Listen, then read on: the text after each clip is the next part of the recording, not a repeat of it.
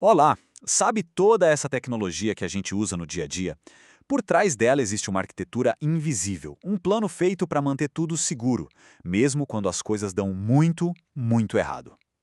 Hoje, a gente vai mergulhar em uma história sobre como um software perfeito pode causar um desastre e o que isso revela sobre a confiança que a gente deposita na tecnologia. Vamos voltar um pouco no tempo. Imagina a cena: um aeroporto em Varsóvia, no meio de uma tempestade daquelas. Um avião está vindo para pousar em condições bem complicadas, com chuva e vento forte. O avião toca o solo. O piloto, claro, aciona os freios e nada. Por 9 longos segundos, o sistema de freios, que é controlado por computador, simplesmente não responde. O resultado? O avião derrapa e sai da pista. E é aqui que a história fica realmente intrigante. Os investigadores foram analisar o acidente e descobriram que o software dos freios funcionou exatamente como tinha sido programado. Não tinha nenhum bug, nenhum erro. Então fica a pergunta: como é que um software correto pode levar a um desastre desses? Para a gente desvendar esse mistério, vamos passar por alguns pontos.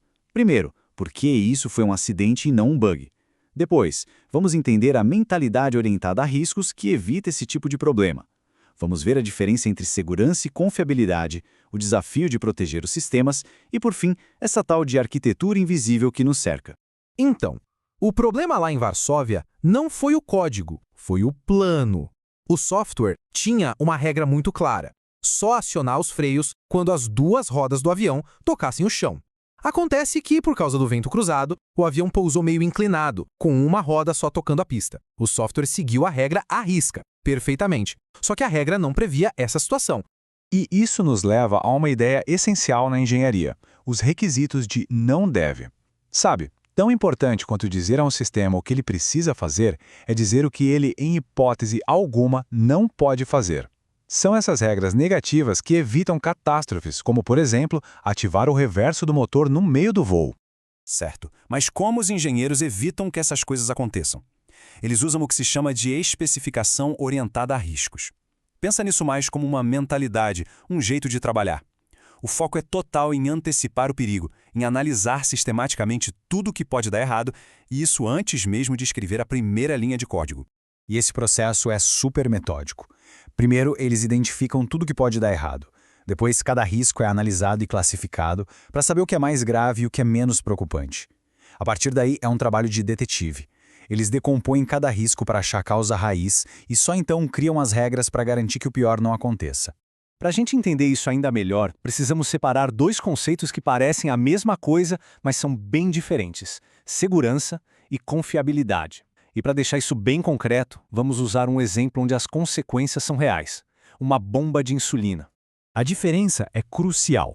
Segurança é sobre evitar desastres. A pergunta aqui é: se o sistema falhar, alguém pode se machucar gravemente? Já a confiabilidade tem a ver com o desempenho. Com que frequência o sistema falha? Pensa num carro. Um carro seguro tem airbags que funcionam numa batida. Um carro confiável é aquele que não quebra toda hora. Um carro pode até não ser super confiável, mas ainda assim ser seguro. Agora, como a bomba de insulina, a gente está falando de um sistema crítico. Uma falha aqui pode ter consequências seríssimas. Por isso, a segurança é a prioridade número 1, mais importante até do que o aparelho funcionar sem parar. E a classificação de riscos deixa isso claro. Uma overdose de insulina, isso é um risco intolerável. O sistema tem que ser projetado de um jeito que isso seja praticamente impossível de acontecer. Já uma falha no monitoramento do hardware pode ser classificada como ALARP, que significa que o risco é reduzido a um mínimo razoável. Outros riscos menores, como uma reação alérgica, podem ser aceitáveis. Para fazer essa análise, eles usam uma técnica chamada árvore de falhas. É como um trabalho de detetive mesmo. Eles começam com o perigo lá no topo, tipo dose de insulina incorreta, e vão investigando para trás, ramo por ramo, todas as possíveis causas. Será que foi uma falha no sensor, um erro no algoritmo, um defeito na bomba? É um pente fino para achar todas as vulnerabilidades. Ok, já falamos bastante de segurança. Agora vamos para o outro pilar, a confiabilidade. E uma das métricas mais famosas aqui é a disponibilidade. Basicamente, é a porcentagem do tempo que um sistema está no ar, funcionando e pronto para uso.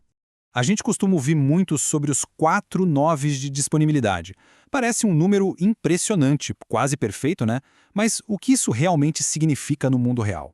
Na prática, 4 noves de disponibilidade quer dizer que o sistema fica fora do ar por cerca de 52 minutos por ano.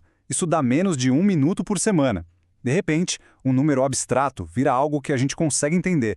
E só para ter uma ideia, cada 9 a mais que se adiciona aí, tipo 9,9999%, exige um investimento e um esforço de engenharia gigantescos. Agora vamos para o terceiro pilar, a segurança. E aqui o desafio é completamente diferente. Porque a gente não está mais lidando com falhas aleatórias ou com o mau tempo. Aqui, o planejamento é contra um adversário inteligente, alguém que está ativamente procurando por brechas para atacar o sistema. A defesa contra um ataque é construída em várias camadas. Começa com o básico, identificação, ou seja, quem está tentando entrar. Depois vem a autenticação. Essa pessoa pode provar que é quem diz ser. Ok, provou. Agora a autorização. O que ela tem permissão para fazer aqui dentro? E as camadas continuam. O sistema consegue se defender de um vírus? Os dados estão protegidos? E talvez uma das mais importantes, a gente consegue perceber um ataque enquanto ele está acontecendo? E com isso, a gente começa a ver o quadro completo. Essa mentalidade de pensar nos riscos, junto com os pilares de proteção, confiabilidade e segurança, cria o que a gente chamou de arquitetura invisível. Ela está em todo lugar, nos aplicativos de banco, nos carros que dirigimos, até nos sistemas que controlam a energia elétrica. E a grande lição aqui é essa. A tecnologia que a gente usa e que funciona bem, com segurança, não é fruto do acaso. É o resultado de um processo muito deliberado, muito estruturado, feito por pessoas que passam os dias pensando em como as coisas podem dar errado, justamente para que, para nós, elas geralmente deem certo. No fim das contas, toda a tecnologia complexa que nos cerca é construída sobre esse projeto invisível, esse mapa de tudo que pode dar errado. E isso nos deixa com uma reflexão. Em um mundo cada vez mais conectado, cada vez mais imprevisível, qual será o próximo risco do tipo pousar com uma roda só? Qual é aquele grande perigo que hoje a gente ainda nem consegue imaginar?